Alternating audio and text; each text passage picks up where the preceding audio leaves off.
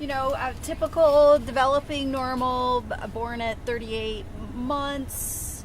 You know, he would, after the 2-month vaccines, I told the doctors, I said, hey, you know, he got a fever. And they said, don't worry about it, just start giving him Tylenol before he comes in and gets his vaccines. So you know, I listened to what the pediatrician said. I went in and gave him Tylenol before any of the vaccines. He still would spike a fever. It had a lot of respiratory issues. You know, between 2 months and 12 months, and then at 12 months we went in and it was 4 vaccines. He got the Hib, MMR, varicella, and that's what I got, people. And the Prevnar. Prevnar's a baddie. Oh, bad. Oh, wicked. And then his next visit after that was, you know, he had lots of diarrhea, and that was the next visit was less than 30 days later. Lots of diarrhea, irritability, and then I went in, and it was the whole thing in 2005 where they really went hardcore press on everybody needs to get a flu shot. So I was like, well, I gotta get my kid a flu shot. I don't want him to get a flu, right? So I got him a flu shot about a month and a half after the MMR, and then it just was downhill from that. I was still nursing him twice a day, a morning feeding and an evening feeding, and all he wanted to do was nurse. He just wanted to nurse, and you know, that's when the bad behavior started.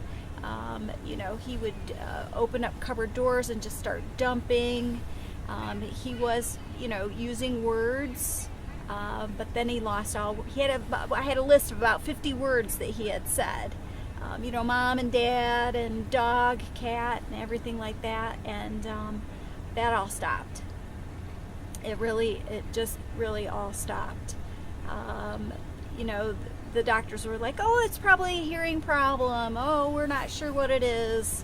And then again, we had more respiratory issues. It wasn't until I started seeing a different pediatrician right before he turned 3, where you know, he was starting to hand flap a little bit, and the different pediatrician walked into the office and said, you need to take him to a neurologist. And I was like, really? I said, well, I took him, you know, to have his hearing tested. I took him to another, I can't even remember what it was, and they were like, oh no, we don't see any signs of autism. But she walked in the door and she saw it right away. So you know, I'm really fortunate that, you know, we didn't have seizures or you know, huge high fevers where, you know, that the brain was injured. But it definitely has been a long journey, and we're definitely part of, you know, I was part of the 5,000 court cases. I did the ombudsman.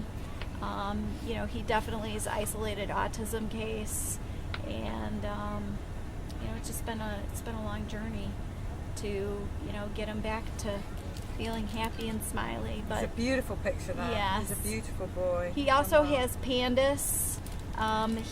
His immune system is so messed up. You know, 2011, he finally was diagnosed with PANDAS. For 2 years, I had been saying, I think my son has PANDAS, I think my son has PANDAS. He also has a ton of food allergies. He has the deadly peanut allergy. He's so paranoid and has a lot of anxiety about peanuts, because I have had to use the EpiPen. He did stop breathing, and had to use the EpiPen, and he was hospitalized for a night because of a stupid peanut. So, but we just keep on keeping on and trying to work on his immune system, and you know, trying to right that, and along with almost hitting puberty, right? And he's getting bigger than me, and you know, so, but it's a struggle, but it's a good struggle because he's very high functioning. So I'm really lucky. So he has a YouTube website, Super Cool Kid. If anybody wants to check it out, What's his he's got YouTube? Super Cool Kid is Oh, his it's called YouTube. Super Cool Kid. Super Cool Kid. He almost has 1,000 subscribers. Oh. That's So great. yeah. So Fantastic. Well, thank you so much thank for telling you. telling